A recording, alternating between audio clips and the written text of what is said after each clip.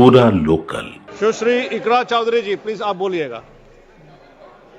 धन्यवाद सभापति जी। मैं सबसे पहले दाद देना चाहती हूँ इस बिल के टाइमिंग की कि अभी ईद की रौनक बुझी भी नहीं थी और हमारी जड़ों पर एक नया फरमान लाया गया। पहले उत्तर प्रदेश में मुसलमानों को नमाज पढ़ने पर रोक लगाई और फिर सौगात में ये बिल लाया गया। निसार में तेरी गलियों पे है वतन, जहाँ चली है रिवाजो गैर कि कोई ना सर उठाकर चल सके।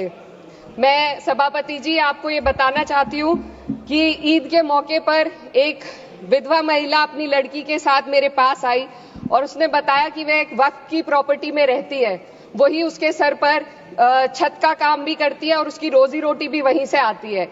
वो इस बिल को लेकर इतनी फिक्रमंद थी कि कहीं उससे वो उसकी संपत्ति ना छीन ली जाए।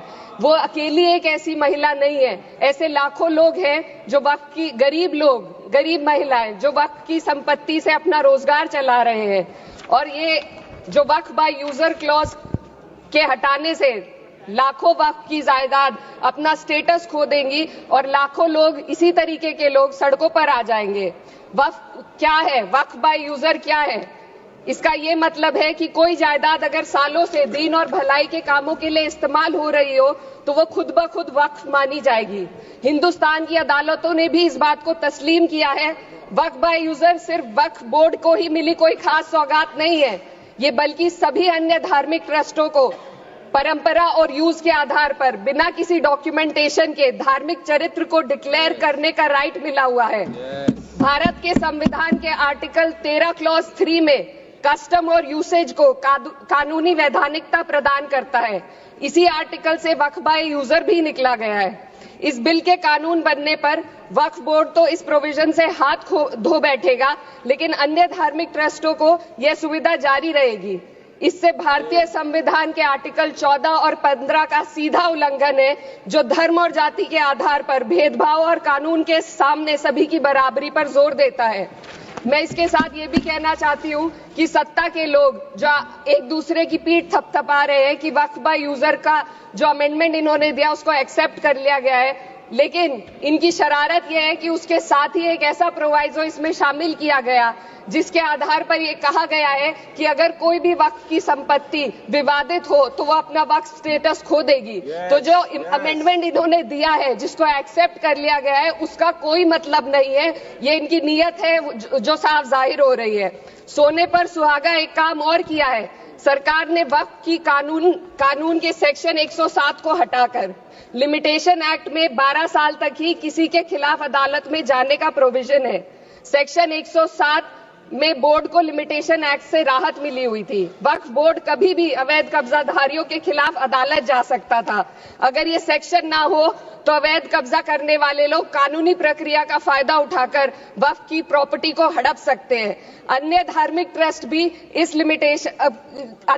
ट्रस्टों पर भी ये लिमिटेशन एक्ट लागू नहीं होती, तो फिर वक्फ बोर्ड के साथ ये सौतेला रवैया क्यों किया जा रहा है? धर्म को देखकर दोहरी नीति क्यों अपनाई जा रही है? सेक्शन 107 और वक्फ बाय यूजर को अगर एक साथ पढ़ा जाए तो इससे लाखों वक्फ की प्रॉपर्टी पर कब्जा किया जाएगा। इसलिए ये बिल मुसलमान की भलाई का नहीं बल्कि उनके वजूद और विरासत को मिटाने का बिल है।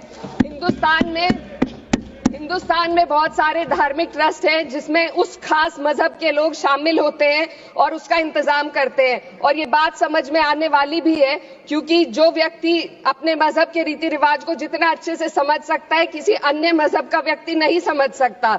आर्टिकल 26 क्लॉज 2 के तहत धार्मिक संप्रदाय को अपने मजहबी इदारों के एडमिनिस्ट्रेशन का हक देता है, लेकिन वक्फ बोर्ड के बारे में इसको उल्टा किया जा। Sir 2 minute sir please 2 minutes. सरकार इसे एक सेक्युलर बॉडी मान रही है और इसमें गैर मुस्लिमों को शामिल करने की बात कह रही है। आपके मुंह से सेक्युलरिज्म की बात सुनकर अच्छा लगा, लेकिन अगले ही पल ये भ्रम टूट जाता है क्योंकि आपको सिर्फ दान देने के लिए प्रैक्टिसिंग मुस्लिम का आपने क्लॉज डाला है, लेकिन बोर्ड में बैठने के लिए मुस्लिम होने की कोई आपकी क्लॉज नहीं है। तो इससे आपकी जो दोहरी नीति है वो साफ जाहिर होती है। ये वही सरकार है जिसने राम जन्मभूमि ट्रस्ट में ये लिख दिया कि जिला अधिकारी भी अगर होगा तो हिंदू होना चाहिए। कोई मुझे बताए कि वहां पर सेक्युलरिज्म का रस क्यों नहीं घोला गया। सर, आखिर में मैं अपनी बात को खत्म करने से पहले महिलाओं का मुद्दा बार बार उठाया जा रहा है। सरकार का कहना है कि बोर्ड में मुस्लिम महिलाओं को रिप्रेजेंटेशन देंगे। इस कानून से पहले भी मुस्लिम महिलाएं बोर्ड में मेंबर रह चुकी हैं और मिनिमम 2 का प्रोविजन था, उससे ज्यादा भी हो सकती थी। सर, मैं ये कहना चाहती हूँ कि सरकार ने महिलाओं के लिए ऐसा कौन सा नया काम किया जिसका ढिंडोरा सरकार का हर सदस्य पीट रहा है। इस बात की तायीद अगर आपकी तरफ से कोई मुस्लिम महिला करती तो हम उसका यकीन भी करते, लेकिन अफसोस आपकी इतनी लंबी कतार में एक भी मुस्लिम महिला नजर नहीं आती है। महिला नहीं है, एक महिला। सर, मैं खुद एक मुस्लिम महिला हूँ, मैं सिर्फ एक सर मैं माइनॉरिटी महिला हूँ। इस सदन में हम सिर्फ 2 महिलाएं हैं और उस नाते से मैं ये बात कहना चाहती हूँ कि इस बिल के माध्यम से मुस्लिम महिलाओं को कुछ नहीं मिल रहा है। ये हमें कुछ नहीं देना चाहते, सिर्फ टोकनिज्म हमारे नाम पर बनाकर एक नैरेटिव मीडिया में चलाना चाहते हैं। तो ये बिल मुसलमान की भलाई का नहीं, उनकी पहचान को मिटाने का है। सर, अंत में मैं बस यही कहना चाहती हूँ कि कागजों की कैद में बस नाम रह जाएंगे, वो जो हमारे थे सिर्फ दावे में रह जाएंगे। इस बिल के द्वारा मीठी ईद के जायके को कड़वा करना, यही असली सौगाते मोदी था। बहुत बहुत